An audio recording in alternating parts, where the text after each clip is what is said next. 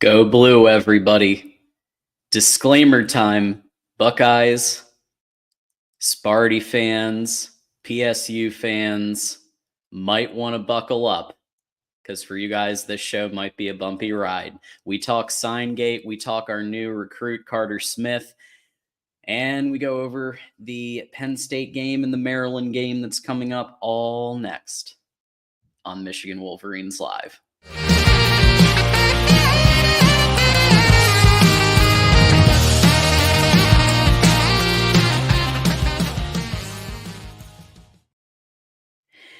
And welcome back to another episode of Michigan Wolverines Live. My name is John D'Adamo. You can find me on Twitter at John D'Adamo. It is the 118th episode, Tuesday, November 14th, 2023. And as I always like to do, please like this video, subscribe to Michigan Football at the Voice of College Football, because we are in a battle with Ohio State for the most subscribers. And share this around with a friend. You got some Wolverine friends you want to send this to? Now's a great time to do it. Also, make sure to send in a super chat to make sure your comment or question is read on screen. And finally, join our Patreon and YouTube membership. Either one will get you access to our Discord chat and betting guides and all kinds of good stuff, including being on the College Football After Dark panel on Sunday nights. YouTube membership starts at just $2.99. You can find it in your couch cushions. That's enough of that. Let's talk about power. So, anybody here who's watched Game of Thrones, there is a key scene early on where Cersei Lannister is talking to Littlefinger, and Littlefinger is threatening her with what he knows. And he says, knowledge is power. And then Cersei gets her guards to seize him, and she says, power is power. All of this that's going on, all of Signgate, all of the back and forth, the political, the PR battle, the legal battle, folks, this is all about power, about who has it and who doesn't. I want you guys to take a look at this person, and if you don't know him yet, you should.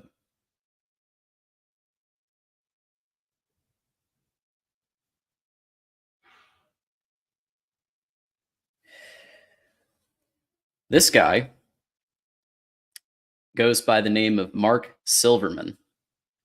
He is Fox Sports' president, COO. Oh, and by the way, he also happens to be an alum of Michigan, just like me. He is Big Ten Commissioner Tony Petitti's de facto boss.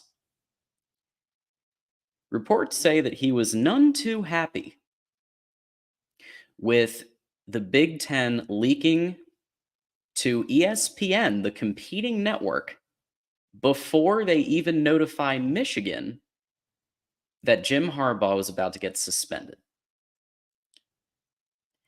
And he didn't get a heads up, and he was pretty pissed about that too. And when you've done a $1 billion media deal with this committee,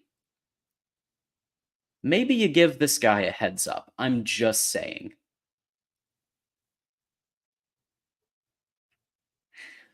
So when we talk about power, Tony Petitti is a new commissioner. He wants to make his mark on the committee, on college football.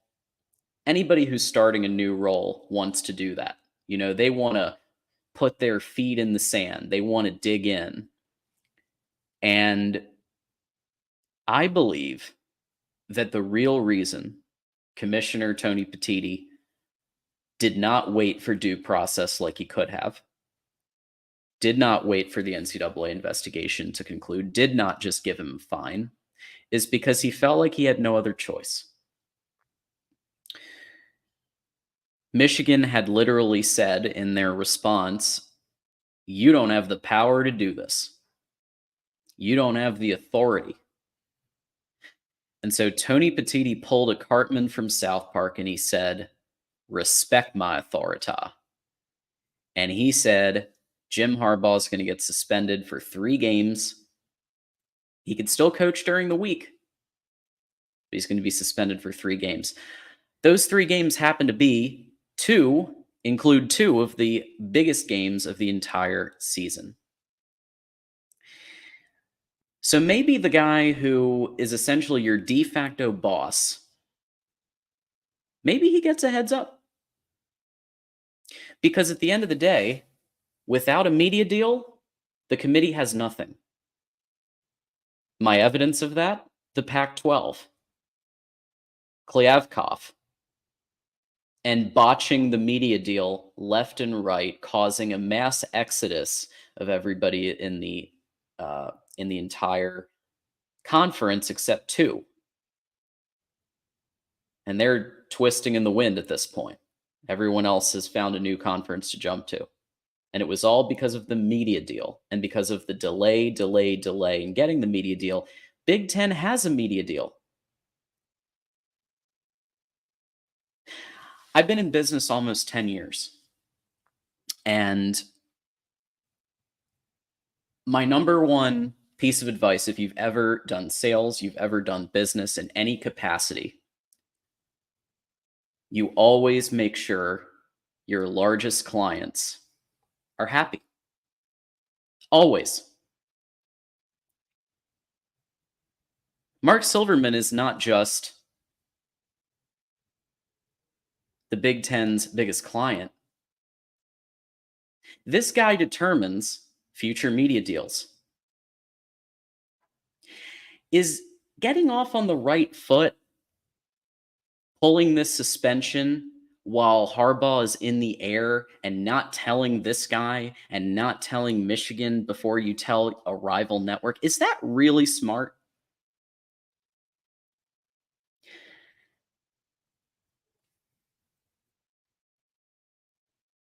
Here's the reality of the entire situation. The following can all be true.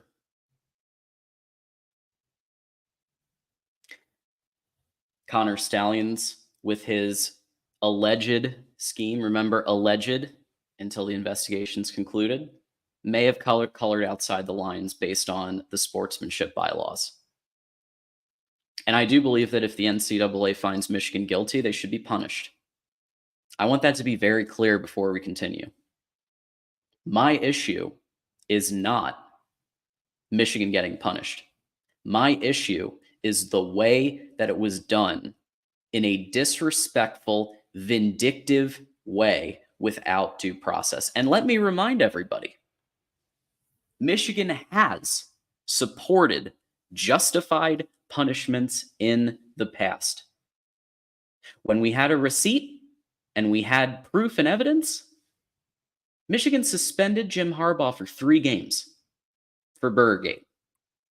When Juwan Howard had an altercation and it was caught on video, so there is actual evidence, Juwan Howard was suspended for 5 games by the Big Ten, and Michigan didn't stand in the way, and they weren't filing TROs.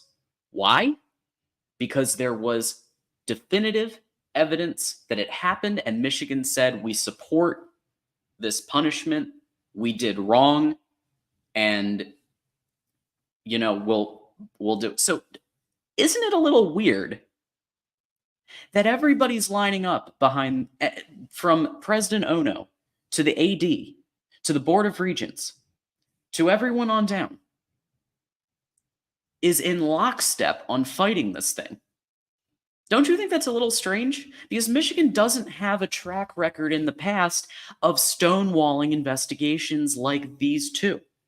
These 2, Michigan either self-imposed the punishment or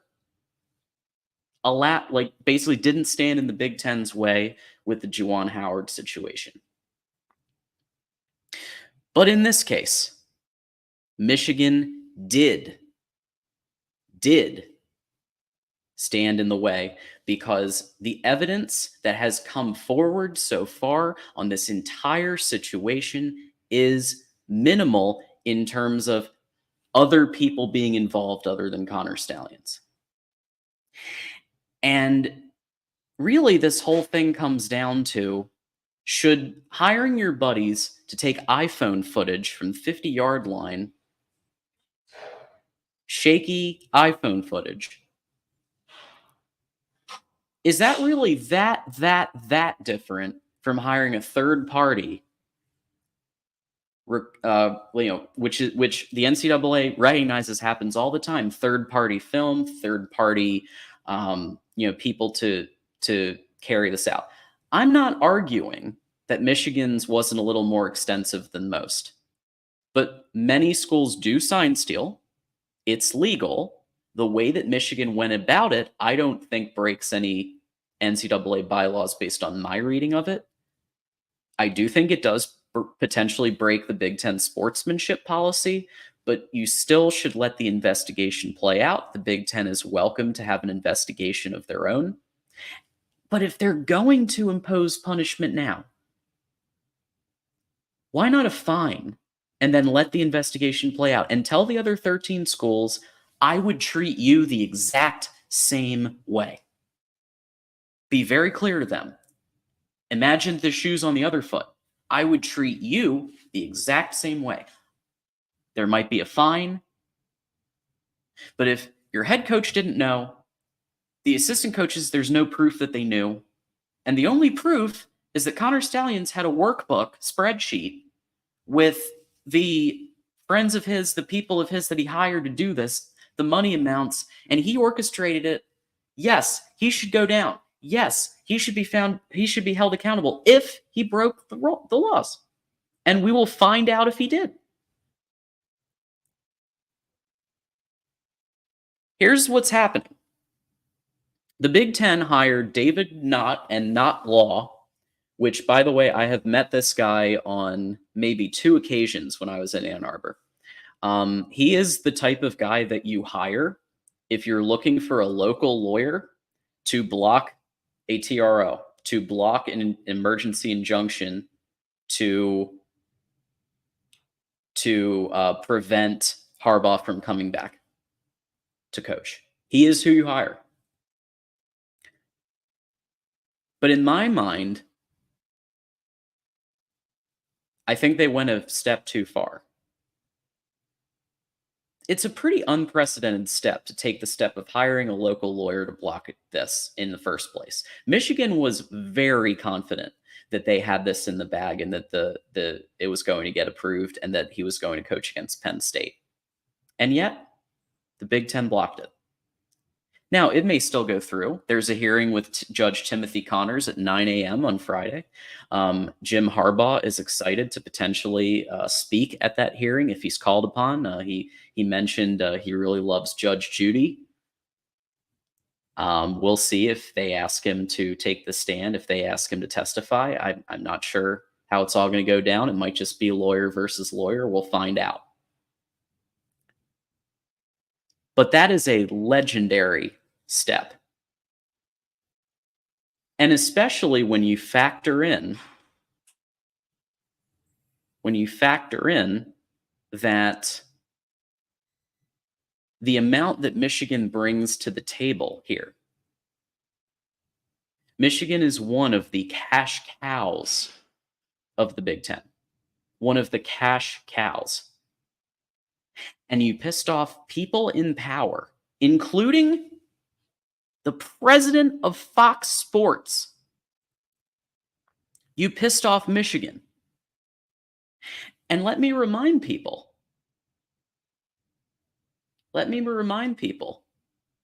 just Saturday's ratings alone. Watch this. Michigan versus Penn State had higher ratings than all other Big Ten games combined. Michigan versus Penn State had 9.16 million viewers.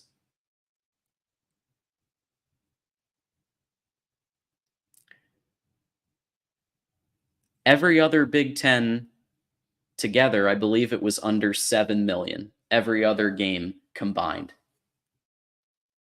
And it's not the first time that that's happened. Look at the Michigan-Ohio State game every year. It's probably, other than playoffs, the highest rated game in the entire season. Even Michigan games against UNLV are higher rated than actual major Power 5 matchups.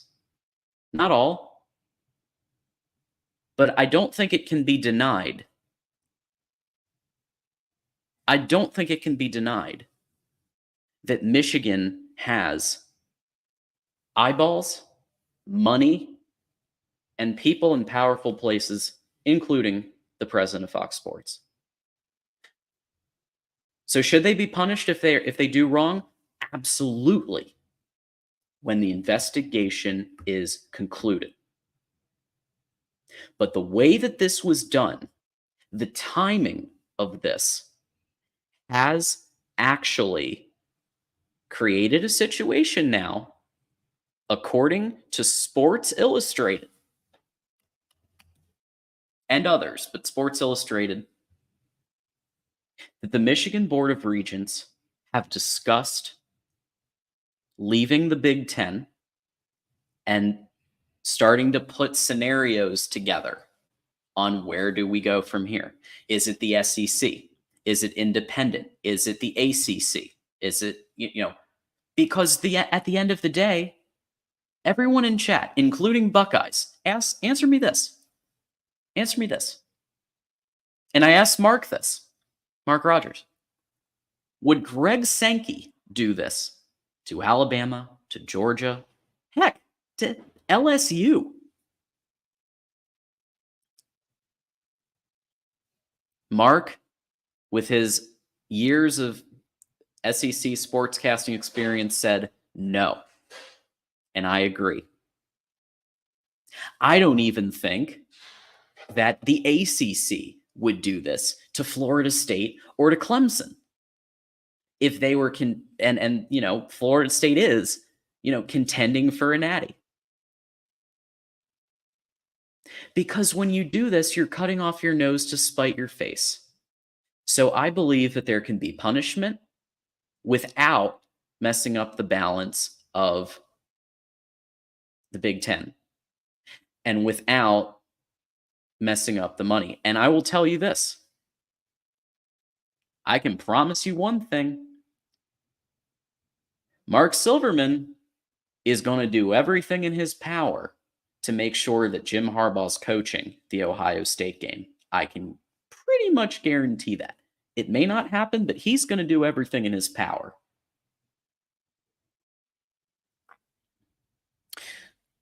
Here's why this would be devastating for the Big Ten. This would be devastating. Thanks. Exactly, Moose. Exactly. And we're getting some, I think, very valid comments. Tony Petitti should have said, I'm going to wait to see what the NCAA does first. That would have solved it. That's all he had to do. Literally. The College Football Playoff Committee opened the door to this. Opened the door and said, we're going to let the investigation play out. Tony Petitti could have said the exact same thing, or he could have imposed a fine. A fine would have been still not ideal, but Michigan probably wouldn't have filed an injunction in court. But now we have a court battle, folks.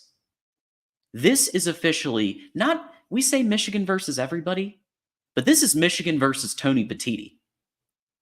And mark my words, someone is leaving after this year. It's either going to be Jim Harbaugh or it's going to be Tony Petitti. Tell me in chat who you think it's going to be, but I would put everything I own that one of them is out. Here's why Michigan leaving the Big Ten would be absolutely devastating. In addition to the ratings, yeah, Jim might, and look, Harbaugh might go to the NFL. It's very true. But here's why this would be devastating. Michigan And I pulled this actually because I was really curious as to Michigan's actual value as a football program. We know that they have a $17 billion endowment. We know that. But as an actual football program, I found I really dug to find the most recent version of this I could, and I found one that essentially took a 3-year average of revenue. So essentially, this came out in 2021, and it was published on 247. Took Forbes data.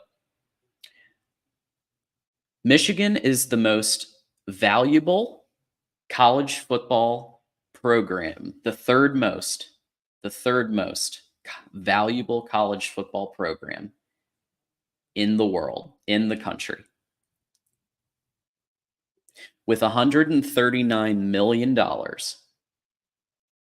in again, it's a 3-year, they take the average, so average yearly revenue.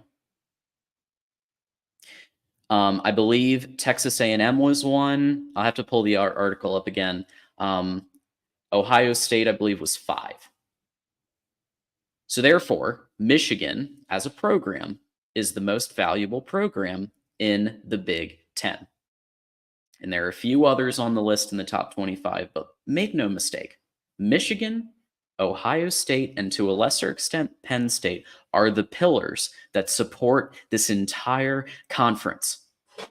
And if one goes, you know what happens when your foundation gets shattered. You only have a couple pillars left. Things start to wobble.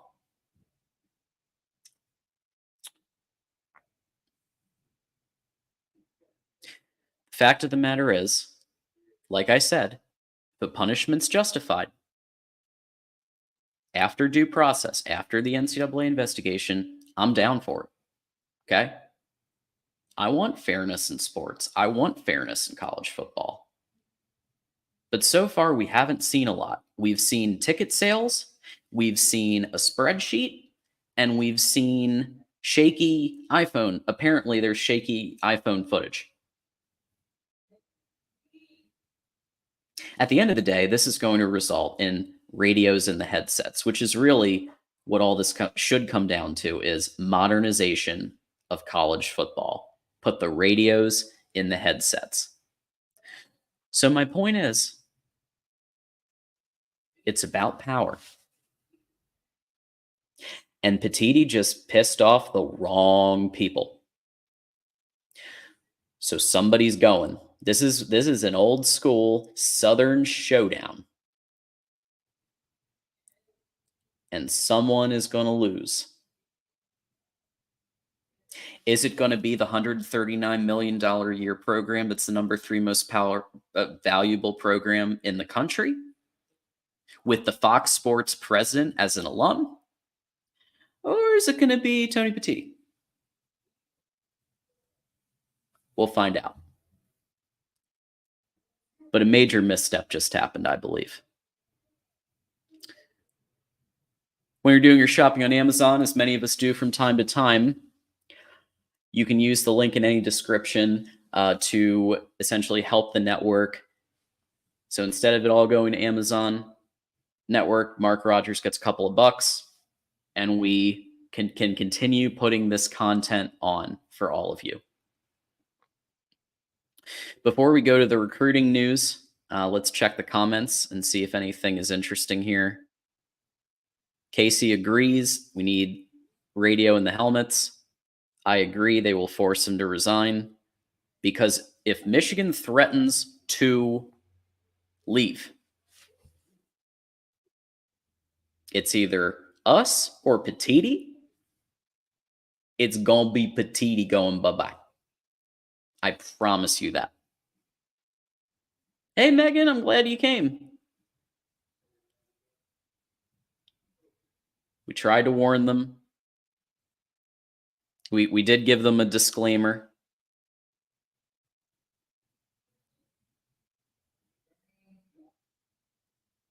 And there's discussions about the NFL for Harbaugh. I think he's getting I mean, I was the guy who said he might go a couple months ago. I did a whole show on it, but what I'm hearing, it seems more likely that he's going to get the extension, that it's pretty much a done deal. They're waiting on timing more than anything else. With all of this going on, they want the timing to be right on signing the extension, which I'm hearing is going to be somewhere in the realm of $13 million a year for Jim Harbaugh. I don't think that the Bears will say yes to that. The Raiders might. Okay. But Jim Harbaugh loves Michigan. His situation, he loves it. The players, everybody rallying around him. He feels more supported now than he's felt since maybe 2015, 2016. That's the truth. So, are the Raiders a possibility? Sure. I mean, I'd consider the Raiders if I were him. Nice new stadium. You could hypothetically draft JJ. You could hypothetically draft JJ. You could draft probably Zach Zenner and Keegan, or one of them. You could probably, I mean, you could literally draft a whole roster, like all 7 rounds of Wolverines if you really wanted to, and then sprinkle in some talent from other schools too. But I guarantee you, JJ, if he goes to the NFL, JJ's coming with. All right. Thank you, Elvis. We got Elvis Nation in the house. We got Elvis Nation. If you are at all a fan of Elvis and his music, Elvis Nation is an awesome YouTube channel. Check it out. I try to listen in when I can. It's great stuff. He's all shook up.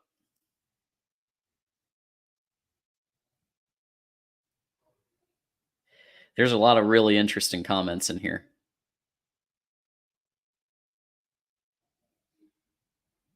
Casey, I appreciate that, even though Hair Trigger probably doesn't agree with me.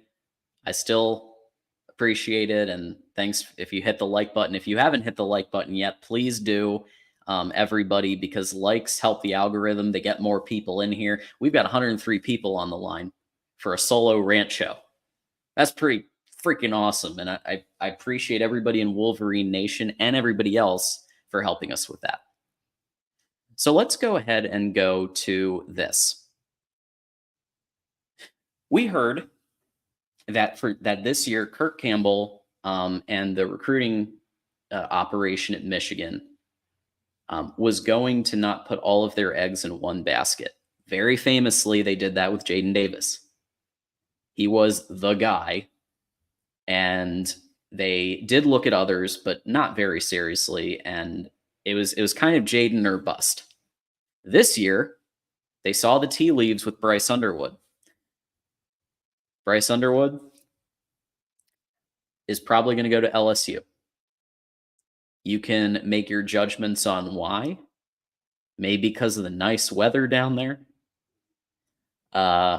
Maybe because Brian Kelly's such a good football coach.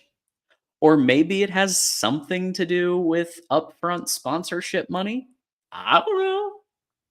But it doesn't matter, because Michigan today got Carter Smith, 4-star quarterback, out of the city that's right next to me, Fort Myers, Florida. This is by far the closest to me that we've ever had a recruit, at least my current place. And so the kind of some of the key points here: 4-star, 0.92, number 14 quarterback in the class, number 30 Florida recruit. He also had offers from places close to him: Florida, FSU, Miami, also Penn State, Texas A&M. We've got some film of him. You know, I always try to show the film here.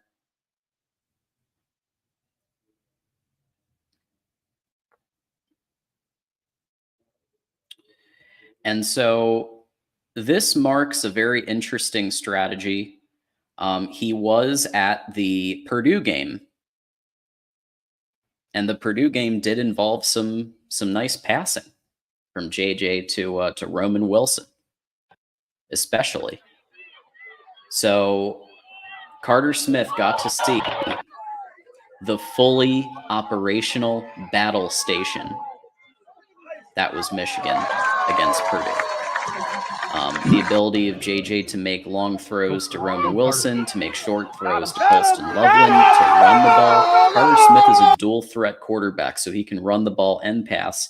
It's the type of quarterback that does really well in Michigan's system. And I think this is a really strong pickup. Michigan is supporting the future.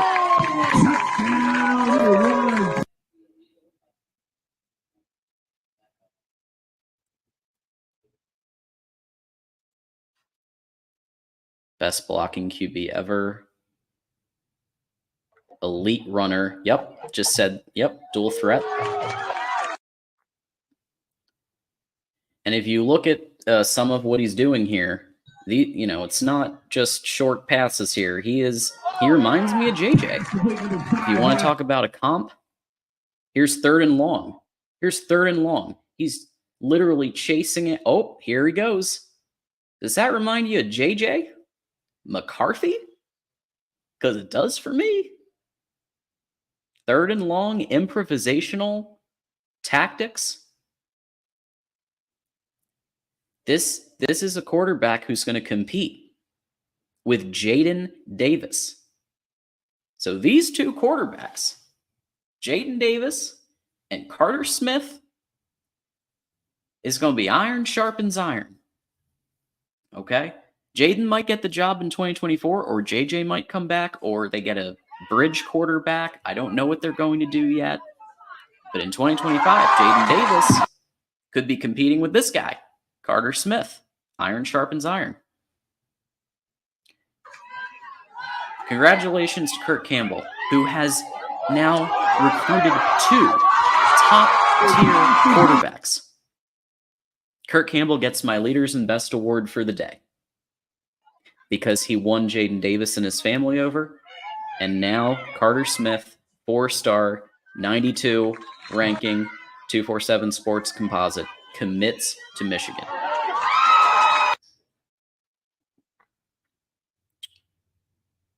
Let's see.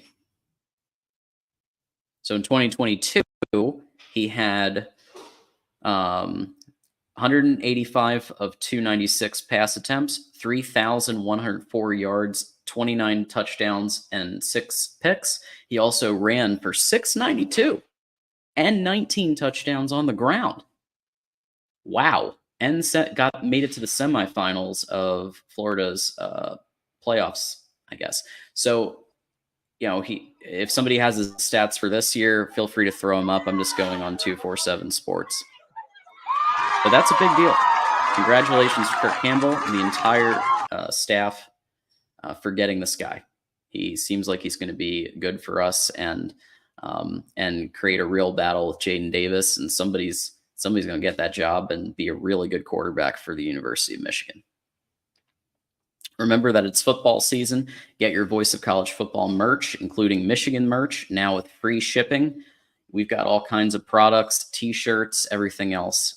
Great for the whole family. It is the Christmas season, too. So get your Voice of College Football merch. So today is a solo show. Tanner Wooten is going to be back next week for the Ohio State preview, and I'm also working on an Ohio State guest as well. Those of you who are Buckeyes in the chat, if you have somebody you want me to try to bring on who's a Buckeye, let me know, and I'll do my best to try to get them on.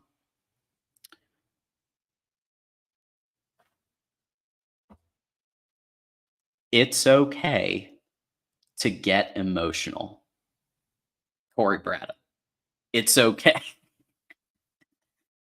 Michigan goes to Happy Valley with an interim head coach. The defense shuts Allard down. He can't hit the broadside of a barn with the pressure that these players are bringing. You've got your Chris Jenkins of the world, your Ernest Hausmans of the world. Some of these players making big plays when it counts. Makari Page turnover, just great play on the defense. And then the offense, they kept the train moving. Sharon Moore, went into Happy Valley. I just want to repeat that. Went into Happy Valley, number 10 team in the nation, probably the best pass rush in the country or one of the best. And they run the ball 32 straight times. And they said, "Oh, you want to talk about signals? You want to talk about signs? We're going to give you a sign. We're going to run it all second half, and you're going to just try to stop it." They didn't try to hide it. Okay. There were plays where there were literally 8 linemen. JJ, Blake Corum, maybe there's one guy over on the edge, and it's very obviously a run play. And Sharon Moore said, "Try and stop it." He knew Aller wasn't going to really get much going, trusted the defense, ran the ball. This is a major win for the program. And we know that JJ can throw the ball to Roman Wilson, to Colston Loveland. We've seen it all year. The issue is that Carson Barnhart was getting cooked. They tried to pass, and JJ had 1 millisecond to pass the ball. Why? Because Carson Barnhart was letting the pass rush through. So they had to change tactics. They had to add more linemen. They had to bunch up, and they had to start running it. That's what they had to do. Michigan will do what it takes to win the game. If you shut down our pass, we're going to run it. If you stack the box, we're going to sling it with JJ to Roman Wilson. We're just going to start throwing touchdowns. It doesn't matter. We can do both. And just for the record, there were 2 passes called. One got called back from DPI, and one JJ decided to run the ball. But still, Sharon Moore knew what he had to do to win this game, because Jim Harbaugh said it himself. It doesn't matter if you win it by 1 point or 50. A win is a win, and especially a top 10 win at their house, not ours.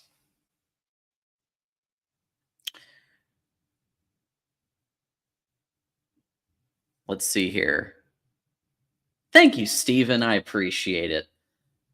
Mike, I don't know. I haven't heard anything about it. They're probably not going to announce it. They want to, I think, give Maryland a little bit of misdirection there, like, what they're going to do. I mean, it's just good gamesmanship to not reveal that. I think if it were me, I would put Trente Jones in for a half and Carson Barnhart in for a half. I'll be very disappointed if Carson Barnhart's out there the whole game, but it's possible that that's what they do. I don't know.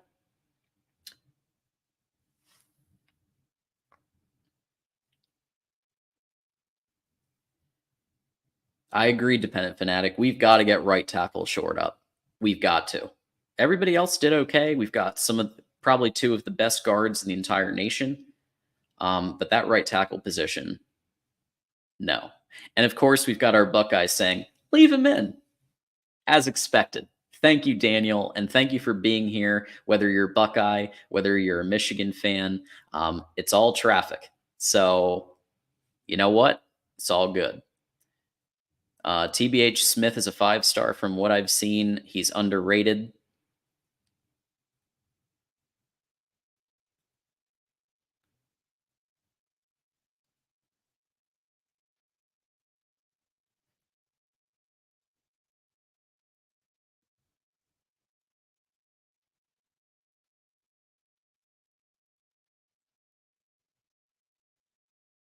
I hope that Trente gets the job. I really do. I hope he does. But they could do an audition. First half Trente, second half Barnhart. They could just have Trente, or they could have Barnhart. I don't know. I haven't heard either way.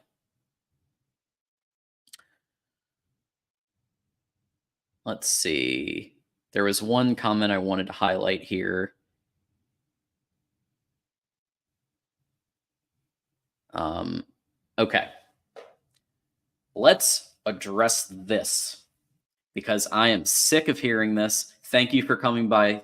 Thank you for supporting. But I'm sick of hearing, oh, he was over the top. Oh, he was acting like Harbaugh was dead.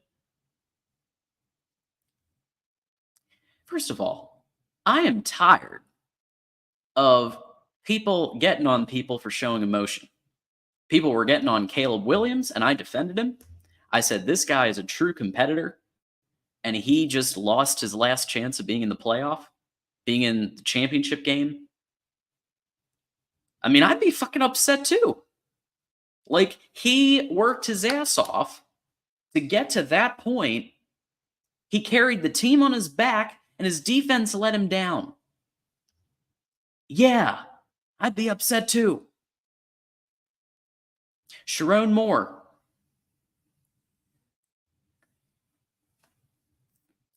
Let me be very clear on why this happened. It wasn't a victim mentality. I'm going to tell you.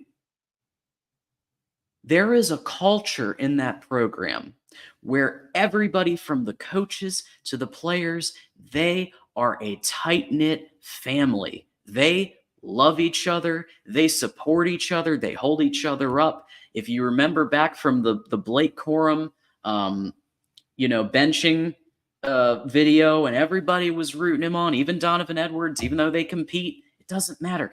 That's the team. Cornelius Johnson blocking for that guy to lead to the JJ touchdown. That's the team. So, yeah, when they are facing adversity, and I don't care what you think, it's adversity to not have your head coach. You can say it's self-inflicted adversity. That would be a fair point. It doesn't make it any less adversity because of why it happened. Okay? So to show emotion, to say that he loves that guy, that's what this team is. That is the culture that has been instilled in the Michigan program from the top down. So a win when everybody said, ain't played nobody. Okay? Everybody was saying, ain't played nobody. Penn State's going to beat you. The media were saying it all year long that Drew Aller was this godsend at quarterback and that Penn State was going to beat Michigan. Go back to August, go back to July, and read the articles, the disrespect of Michigan, when Penn State hasn't done anything to prove that they're that good. Because Drew Aller played a great game, like game 1 or game 2, because he lit it up against Maryland, because he's a 5-star. Shea Patterson, love him. Shea Patterson was 100 or 99 or 100 rated 5-star quarterback. Look at how that worked out. Again, appreciate what he did for us. Not our best quarterback. Drew Aller, he's probably going to turn into a decent quarterback. Do I think he's going to ever be as good as JJ? No. But when you compound that, yes, with everything going on, and you can say it's self-inflicted all you want, but this team came together. They beat a top 10 opponent away who no one can deny is a good team. You can say what you want about Rutgers, even though they're going bowling. They have a good defense. You can say what you want about Rutgers. Penn State, no one can deny, is a very good football team. They're just not elite. They just can't quite get there against Michigan and Ohio State, which is why their offensive coordinator got fired.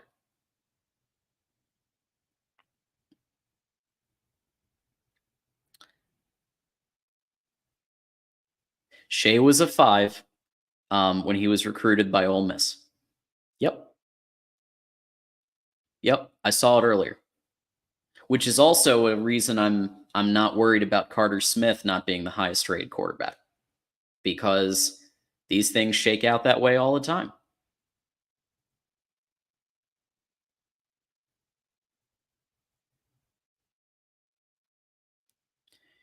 We're tough. Look, people get on Ryan Day for what he said. I didn't have a problem necessarily with what like his emotion. I just thought it was a little silly he wanted to fight an 86-year-old geriatric. But he showed emotion because he won a very difficult game. Same thing here. People said Ohio State wasn't physical enough. They were saying, like, that they're soft. And Lou Holtz was doing that too. And Ohio State wins that game. Even though they probably shouldn't because Notre Dame had 10 guys on the field for the last 2 plays. I understand why Ryan Day was showing emotion. Why can't Sharon Moore do the same thing when you're playing away against a top 10 opponent? I don't understand. So especially Buckeye fans, like, what are you doing?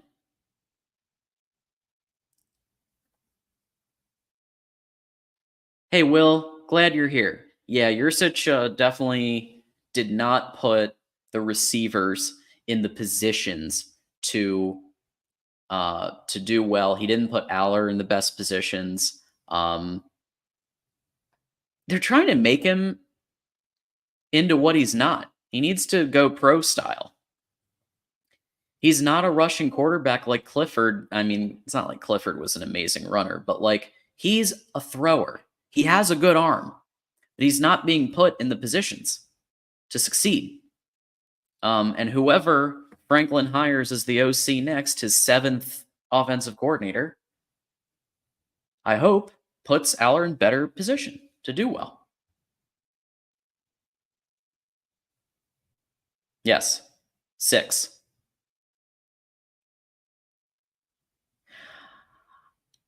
Day was getting choked up. I don't know if I saw tears, but he was getting choked up and he challenged Lou Holtz to a fight. So, here it is.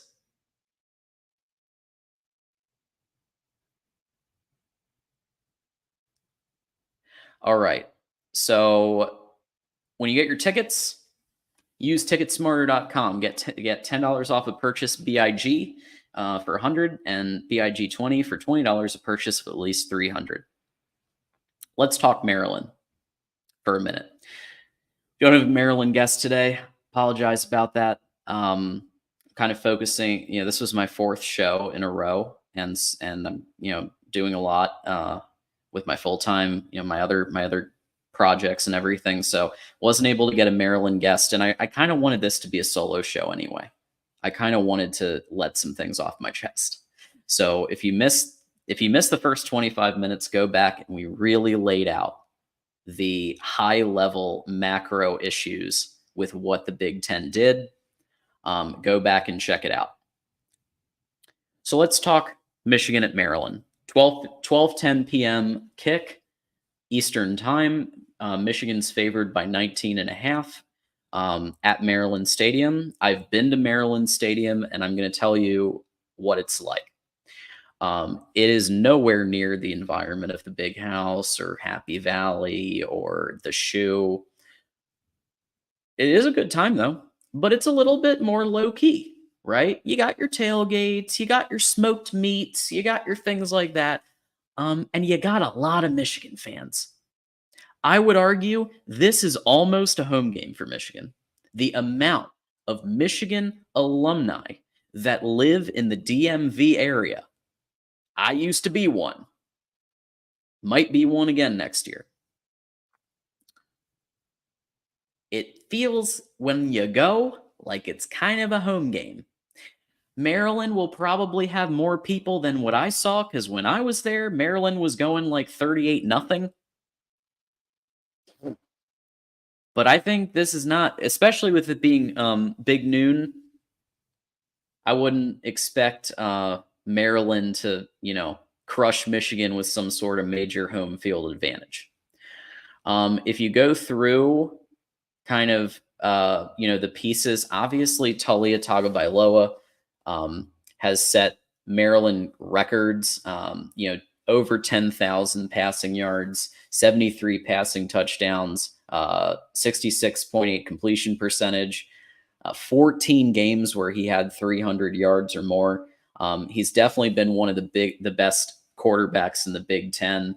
Um, this year with 2,769 passing yards, 22 touchdowns, responsible for 158 points. He is a redshirt senior, and I think you need to factor that in that it is senior day. So this is the last opportunity that the seniors are going to get to play in the stadium. That could add to some of the emotion of it. So I would definitely look out for that. They also have a really good tight end, Corey Dykes. If I mispronounced that, I'm sorry. But he had 81 receptions over 2 seasons. The only tight end with more is Brock Bowers himself with 107. That's a big deal. Only second only to Brock Bowers. It's pretty good. They also have actually been really good at interceptions this year. They're 7th in the nation at interceptions and 1st in the Big Ten with 13. Look out for Tarheeb Still. Look out for Dante Trader Jr. So definitely, they've got guys. They've got guys on that team. Unfortunately, we saw what they were against Penn State, who Michigan just beat. They got crushed. I don't actually think Michigan's going to beat Maryland by even that much. I think it's going to be close because this is a game where you get out with a victory, however you need to. Get out with a victory. Don't show much. Run the ball. Don't show your passing concepts unless they're very vanilla. Now, if you wind up being in a situation where you're losing to Maryland, then you start breaking out the playbook if you need to. But I think you could. I mean, honestly, if they ran the ball 100% of the time, they'd win this game. I believe they'll pass a little, and they really do have to try out what they have at right tackle, and at least they get to do that against a live fire opponent who's actually a pretty decent opponent at times. Maybe not at this point in the season this year, but they're all right. And they did win a ball game, right? They did just win a ball game against Nebraska. It was 13-10. That's a Josh Gaddis special. 13-10. Not a lot of offense. And he is the sole OC now. Kevin Sumlin is dealing with off the field issues. We wish him the best. I hope he gets better. I hope he gets the help he needs. But Josh Gaddis is now the sole OC with Loxley, who, of course, has the final say. But this game is going to be, I forget what I predicted last night on Big Ten Live.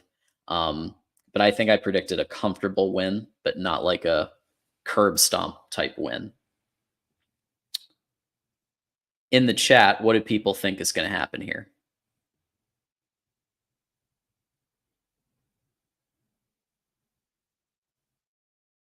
Yes. People can say what they want about Jim Harbaugh. They can say he's quirky. They can say he's over the top sometimes.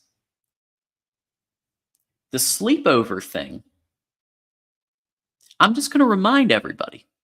Quinn Nordine was going to Penn State. After the sleepover, Quinn Nordine decided to flip to Michigan.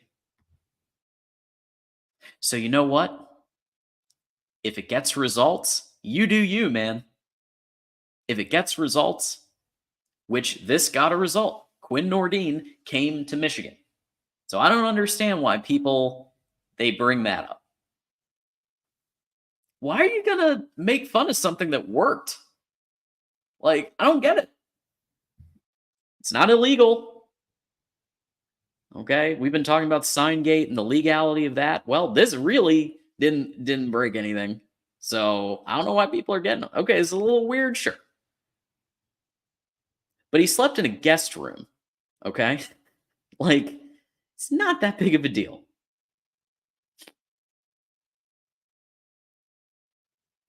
Yep, exactly what I just said out, Water. I agree with you. Yes, they lost to Northwestern Illinois, but they did just win a football game. Okay? They did. Can't deny that.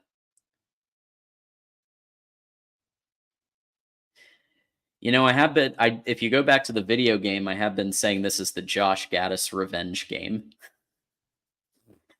Because technically you could say it is, because he's going to be playing and play calling against his former school. He's made no bones about the fact that he's not exactly a huge fan of Michigan. After how things went down, he wanted to be the head coach, but Mike Hart and Sharon Moore both seem to be further in line with that. Let's see. 35. I like that. Yeah, it's going to be something like that, I think. I think you're right, Casey. Maryland is going to get a couple scores in, but Michigan's going to do a lot more. 56-7. That would be amazing.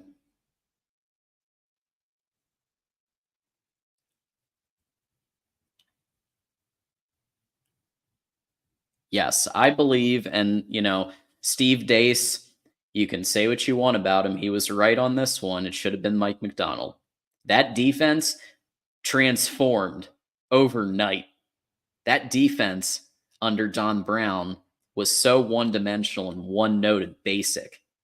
And then Mike McDonald brings in the Ravens-style multiple defense and, really takes it to the next level. And immediately things improve. And so, yeah, you can say the offense improved too. But was that Gaddis or maybe Harbaugh implementing a new playbook?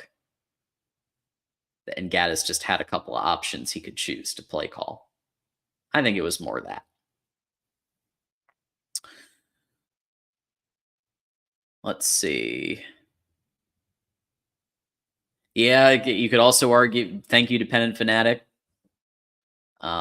It's the Michigan revenge game versus Gaddis. Dude was a joke. I agree. Michigan's second string will play most of the second half. So, like I said, what I think is going to happen is, yeah, I think Michigan's going to pound the rock a lot, but they also have to test out their right tackle situation before playing their biggest opponent of the year next week. So they're, it's going to be a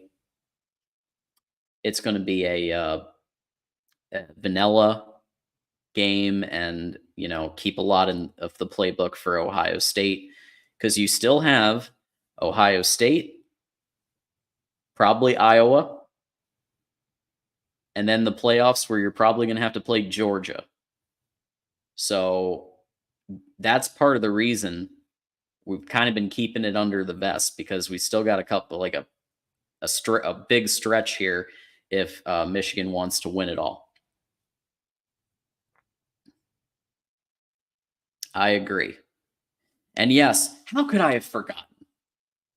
If Michigan wins this game, it's the 1,000th win in program history. What a moment.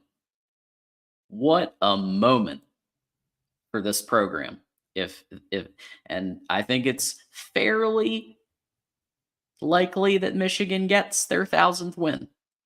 And by the way, we all said, a lot of us Michigan people and even some non-Michigan people said, this was the game we were going to get it. We said it in the offseason. First team to ever do it. And yeah, you can say what you want about there being an asterisk. You can say what you want that some of the games were played with leather helmets. I don't care. It's 1,000 wins. More than the Green Bay Packers, more than any college football program.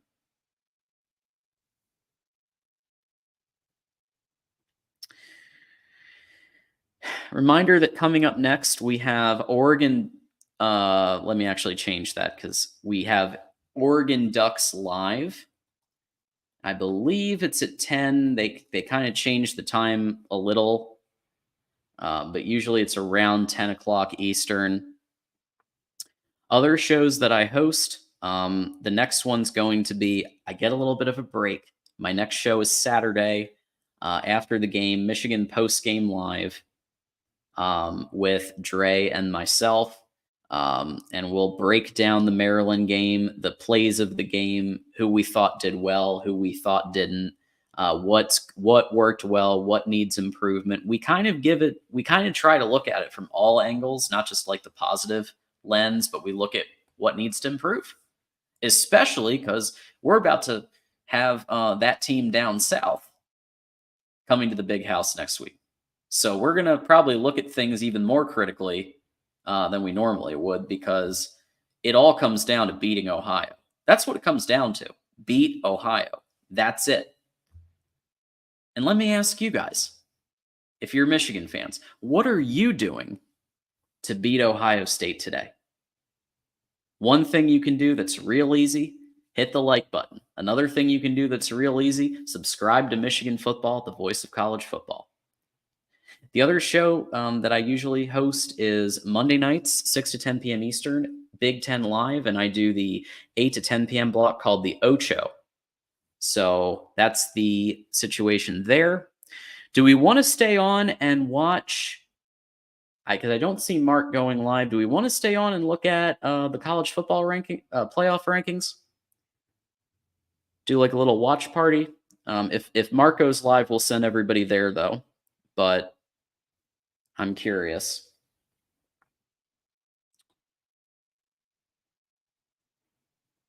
Let's get on YouTube TV here. My phone.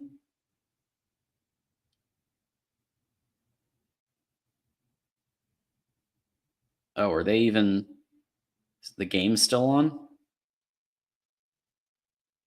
Let me know if the thing is on or not, because I know that they have Duke, Michigan State. Looks like it's going till 9:13 Eastern.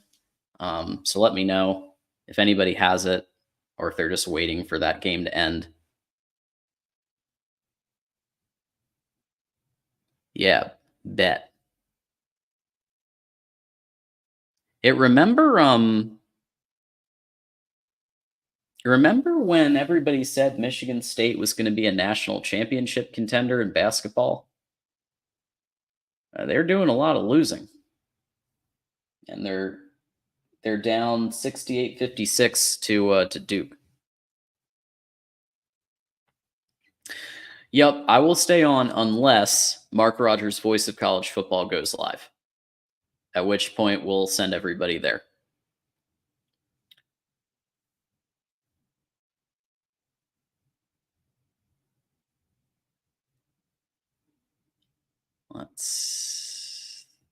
Thanks, Megan. Go blue.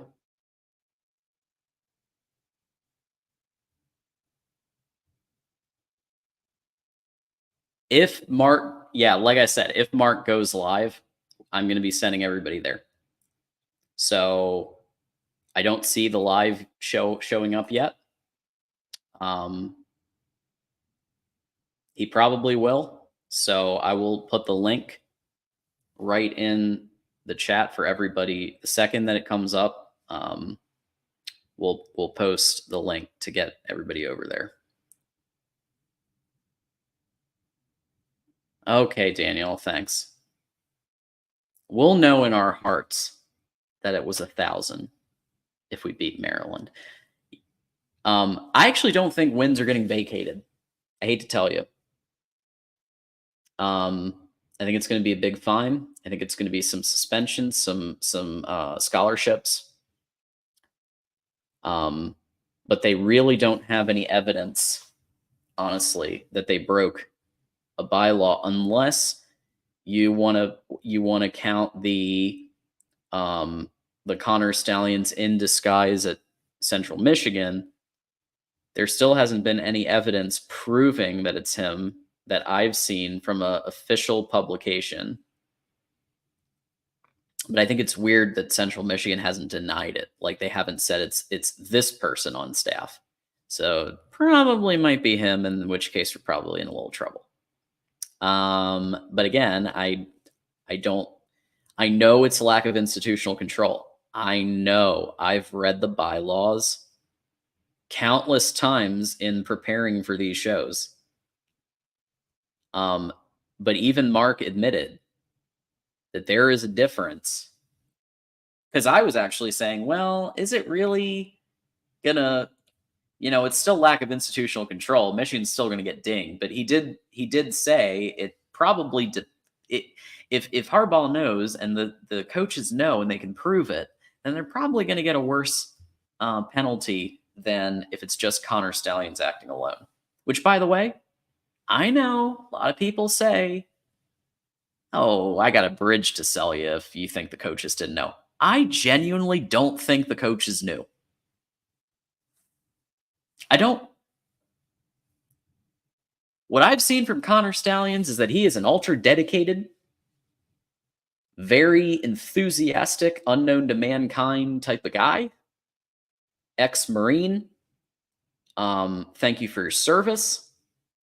And he colored outside the lines. He saw that teams for years have been punching Michigan in the mouth and stealing Michigan's signs and hiring Michigan's coaches. Ohio State. Remember that? You stole our coach? You think that didn't give a competitive advantage? Sure, you can say that's legal all you want. Okay. Hiring your buddies to film things with iPhones. And then on the other side, you've got collusion, potentially, with Ohio State, Rutgers, and Purdue for the 2022 championship game. There are reports also that that Illinois had Michigan signs for that game. We've heard lots of reports on sign stealing, and not just sign stealing that's legal, but collusion. And I hope more comes out on all of it. Investigate it all. If you're going to investigate Michigan, investigate it all. See what shakes out. That's all I'm saying. Fairness. That's all I'm saying.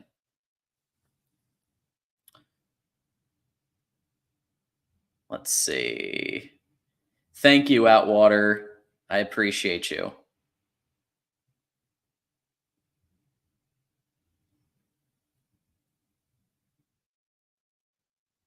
Mike Ford is going to bet money that no wins are vacated. I bet some Buckeyes might take you up on that.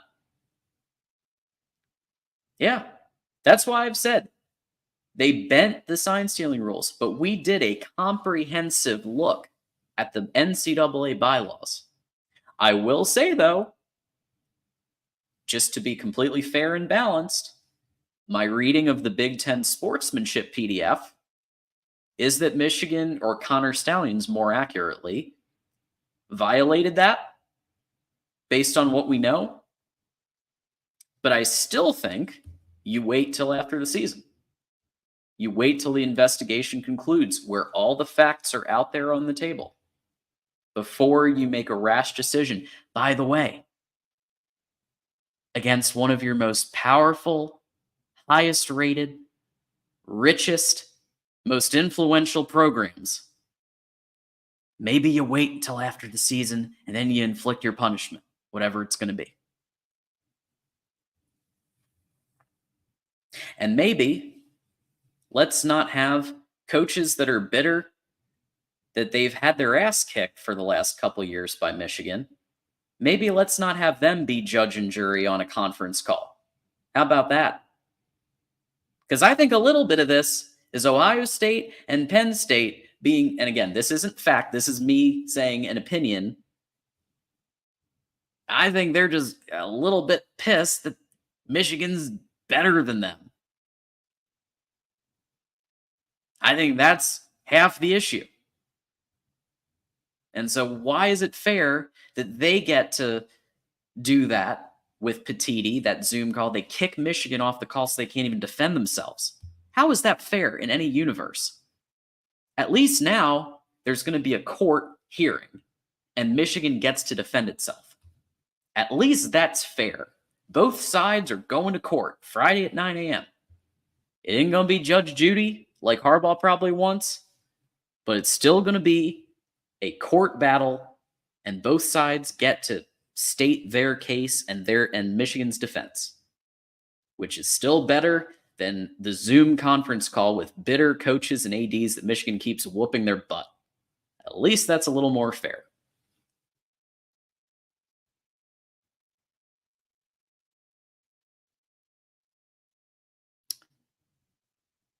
Thank you, Dependent Fanatic, and everybody should check out Dependent Fanatic's channel. Posts some really good stuff.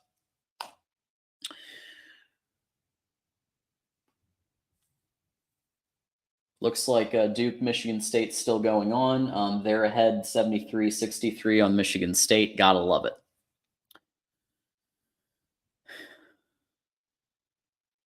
So let me ask you this. If Michigan leaves, where do they go? So the Big Ten obviously has the largest media deal at $1+ billion. The SEC is the second largest at about, I believe it's $740 million. I would say that's probably where they're headed if they do leave. So yeah, $740 million from 2024 to 2034. The ACC, not nearly as high. They only pay out about $40 million per institution. Florida State's not satisfied with that. And I will say this: there is also the possibility they're one of the few schools, and I know Will's gonna love this, but I think Michigan's one of the few schools that could legitimately go independent. I don't think that's likely, but just like Notre Dame, they have a huge, globally respected brand with lots of money, lots of alumni all over the world.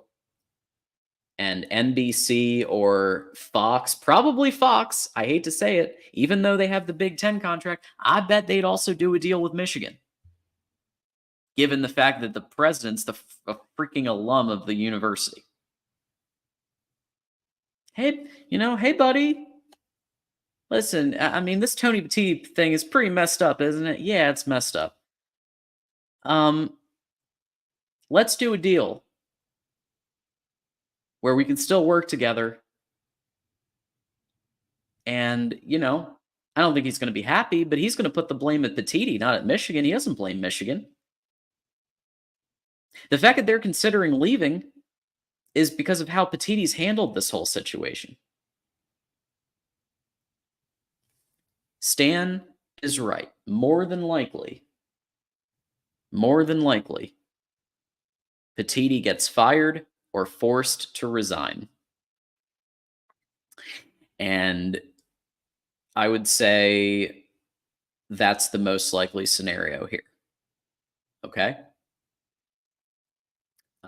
Because Michigan, I'm just going to put up the slide one more time.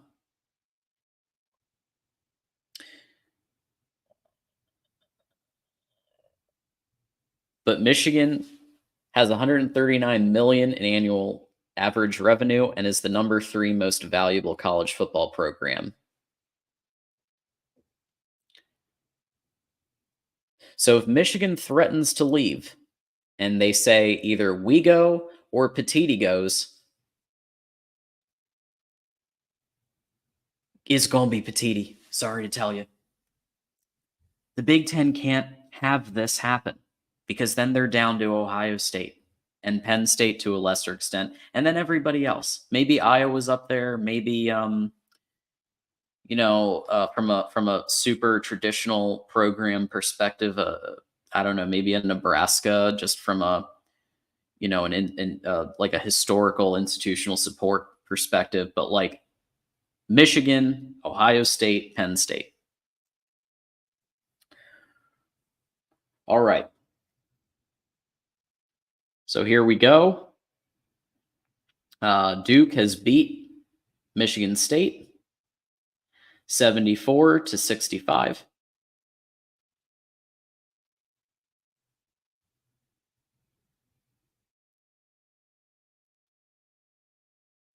They're doing post game.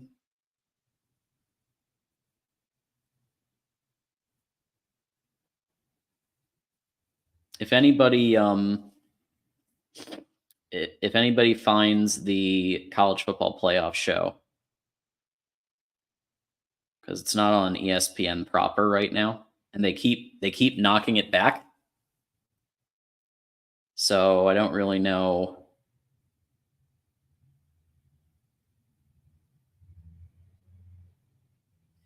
College football playoff top 25 is at 928.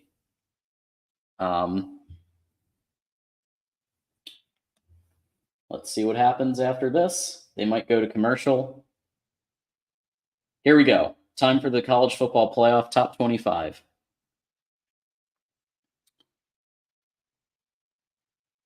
And again, let me refresh and see if Mark is going live. Nope, not yet. Okay. So they've got the the traditional video of the committee getting together in, I guess, a hotel ballroom or wherever to congregate and talk about who's going to be in the top of the rankings.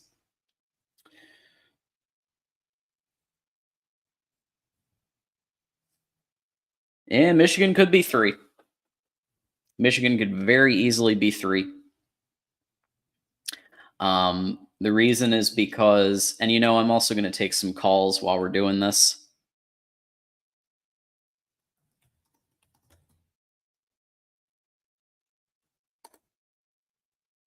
Take a few calls. Anybody wants to call the show, camera can be on or off. I don't care. Just make sure your audio works and isn't echoey. That's all I ask.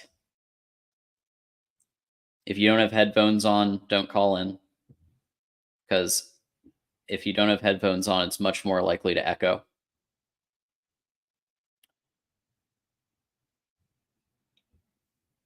Unless you know for a fact it isn't going to echo. Yeah, but sometimes he does it last minute, Casey. And so I just keep refreshing because obviously I want, if Mark goes live, we'll definitely want to send everybody there and make sure that he gets the highest viewership he can. All right, calling the show, we've got friend of the program, Mike Ford, in the house. Hey, Mike, thanks for calling. Hey, how you doing? Well, finally got to get a lot off my chest there, so it was a nice therapeutic episode of Michigan Wolverines live. Yeah, it need to be said too. Oh, am I echoing? Echoing? Nope, all good. All right. Yeah, I think I know how the rankings are going to go. I think we're probably going to be third. I think so too. Because I mean Yeah. Georgia looked good. I mean now they did have a home game against Ole Miss, but Ole Miss was still a top 10 team, and they completely whooped them. Yeah. Georgia had it just sucks because multiple teams had their some of the best wins in the whole season, right? Like Michigan had one of the best wins in the whole season against Penn State, but so did Georgia against number I think 9 Ole Miss. Just whooped their butt. So Maybe even and Ohio State had their best win. Ohio, beat the Spartans. But I mean, 30, what was it, 38-3? Like, that 38 to was a pretty 3. definitive win. It's going to be tough to knock them. Now, if they were second, yeah, Michigan, Ohio State would probably flip flop. But the fact that they're first, I don't know if they're going to drop them all the way, or if they're going to drop them enough for Michigan to go up. So yeah, Yeah, I mean top 3. how hard is it to shut out Michigan State? Whoop. Yeah, I mean, imagine allowing them to score points on you. It's And, just and to be honest, I think it's embarrassing. I mean, I remember getting so upset the first game of the year with East Carolina yeah, because it was 30-0, and then 4 seconds left, they go and kick that field goal to make it 30-3. I'm like, you got to be kidding. yeah, And that yeah. wasn't They the kind only of game. just put their foot off the gas after half. I mean, last what you? I mean, honestly, I never even heard of Denegal before this season. I didn't know where he was in the depth chart. Third, like I Yeah, think he's ahead. He's behind Tuttle, but ahead of Davis Warren and Orgy. yeah. See, and I honestly thought Davis Warren was the third. Yeah, I don't know. I think he kind of messed up one too many times in terms of just not really showing much. And I guess they have more faith in Denigol based on practice. He hasn't. There was that, I think, one really good play that he had, but he hasn't shown much either. I'd like to see more from Alex Orji and like see if he can pass the ball a little more. Like in the fourth quarter, like we're probably going to get to see. We're probably going to get to see the backups and the third string towards the end of this game. So maybe we'll see movement, maybe not. Yeah, I mean, aside from having the cool name, I think a lot of the, I'm not really high on Orangey. To me, he kind of reminds me of early Joe Milton. Maybe that's the reason why I'm not sold on him. Oh, we got rankings here. Iowa 16, Arizona 17, Tennessee 18, Notre Dame 19, North Carolina 20. So North Carolina went up 4, Iowa went up 6 at 16. Pretty good. Arizona went up 4. Congrats, Will. You went up 1. Okay. 11, Oregon State.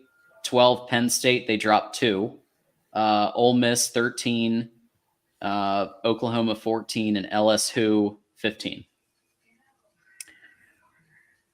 Mark has not gone live as of this second. If he does, I keep refreshing. Someone let me know if he does, and we'll send everybody there. Otherwise, we'll send everybody to Oregon Ducks live at 10. I am happy with Oregon. I am happy with Iowa moving up because I think they need to be high for our game in November. Yeah, actually, I think it's December. Come to think of it. Yep. Yeah, Iowa. That's going to be a good win if if Iowa makes it, we make it, and we beat them. Because I honestly think that on the 26th, it's going to be us. I think we'll leap. I personally think we'll leap Georgia. Hey, Louisville, number 10. Congrats to Louisville, the Fighting Jeff Brahms. Mizzou, number 9. They went up 5 spots. How about that?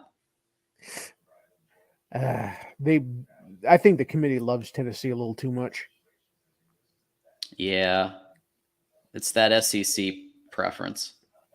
Yeah, I thought that I would probably make a case for Louisville over Missouri, to be honest.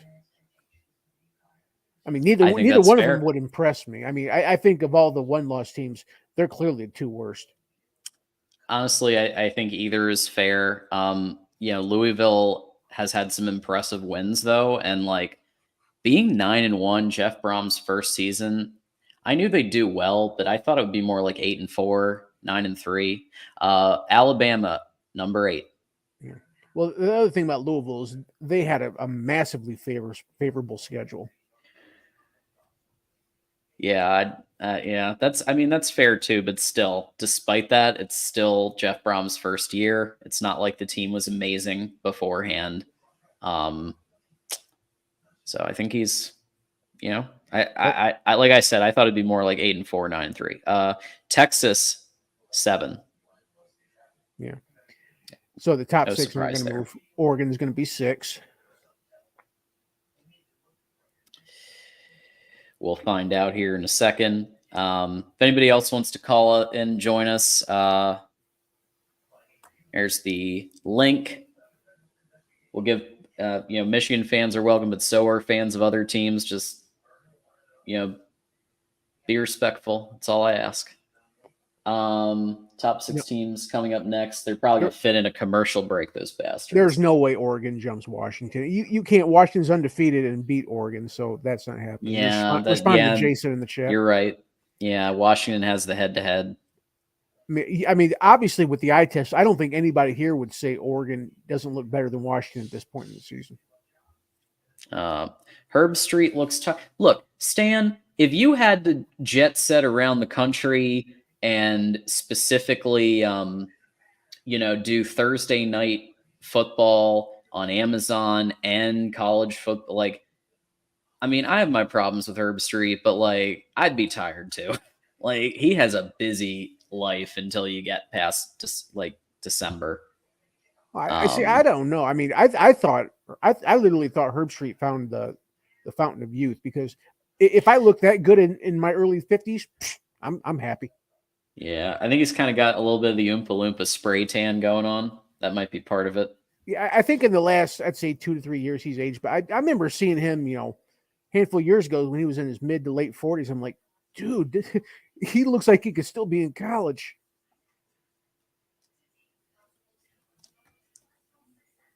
Oh no, I hate Dinich. That girl hates us. Whew. All right, Oregon 6. So you're right. Washington 5. 5. No, I'm not shocked with either of those. Me either. And Florida State's going to be 4, obviously. Yeah. Then I assume we'll be 3.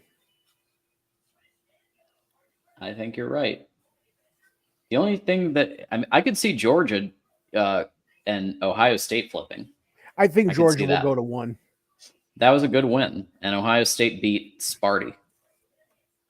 Yeah. So Florida State 4. Yep. Buckeye Mike, it looks like you've got the. I'm getting the ping that you're on the Android Chrome, which has the echoing. So if you can pop on some headphones, and then we'll bring you on, just so we don't have echo. Let's see. Michigan 3. Yep, as we all thought. And let's see what Moose says and if he's going to riot. There it is. Yeah. Sorry, I think there's no argument that we're 3. I knew. I figured that was going to happen. The question is going to be, is Georgia going to leap them? I think they will. I think Georgia's going to be 1. I think they will too.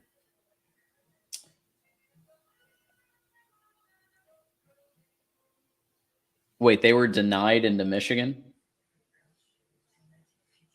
Dinich and Pete Thamel denied into Michigan? Is that... I'm trying to watch the closed captioning because obviously I've got the headphones on and everything. I'm not... it's not shocking at all. Oh, sweet. Here we go. We got friend of the program, Buckeye Mike, in the house with just getting the news. Ohio State's at 2 and Georgia's at 1. Awesome. So we're really arguing over Ohio State shouldn't be at 1 when it doesn't matter for 2 more weeks. Awesome. Let's go. No, it doesn't. Really it doesn't matter. I mean, nobody was sitting there, mad at it. Actually, exactly. I want Georgia to lose because I think it's great for the Big Ten when we have one versus 2, like back in 06. See, here's my thing. I think this doesn't matter because they're just going to bump us to 1 and 2 next week anyway. Because let's get all the views in the world. They just like to torture us and just drag us against each other, because that's all I've heard all day is you're dumb, you're an idiot because Ohio State doesn't have it stacked up. Whatever, man. I don't think they do that, because assuming Georgia wins, if Georgia beats, and I think it's in Knoxville, if they beat a top 20 Tennessee and go from 1 to 3, I would not want to be the committee. Oh, can you imagine Twitter, or I'm sorry, X? Or Twix, as Moose says. Yeah. I mean, if you take an SEC, drop them 2 notches after a road win against a top 20 team, there's going to literally be torches and pitchforks out. I'm sorry, but Georgia looked better than either of us, Buckeye. Like, Georgia, to me... No, I'm agreeing. Yeah, they've hit that next gear that they always hit before the playoffs with their talent. They have people back now from injury, and clearly they're just gonna again just ride right through to the playoffs. Well, the biggest knock on Georgia is that they have, and they did it last year, they played down the competition. I mean, Auburn was tied with them halfway through the 4th quarter. Auburn is, I think they're a bad team. I think they might be bowl eligible, but that's about it. South Carolina is horrible. They beat South Carolina by 10 in Athens. That's a terrible win. Mm-hmm. Absolutely. Y'all, it looks like Mark Rogers is officially going live. And like I said, once he hit the live button, I was going to send everybody over there. So Buckeye Mike Fort, appreciate you guys calling in. Catch you over there then. Yep. Catch you over there. All right. Yep. See you in a bit. All right. I'm just going to put the link right here. Head on over to Voice of College Football call-in show. And I just want to thank everybody for stopping by tonight. Whether you agreed with me or not earlier, some people did, some people didn't. I respect it. The fact is, you came, you hit the like button, hopefully supported the show in whatever way you supported the show. And we're all going to go over now with Mark Rogers, Voice of College Football, and I'm going to hit the gym, and we're all going to go over and listen in to Mark as he takes calls for the results of the college football playoff rankings. And my name is John D'Adamo, and I was your host for the last hour and a half.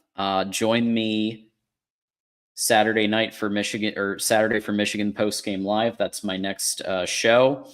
Otherwise, head on over to Mark, and then at 10, we'll have Oregon Ducks live as well at 10 p.m. Eastern. Until next time, go Blue.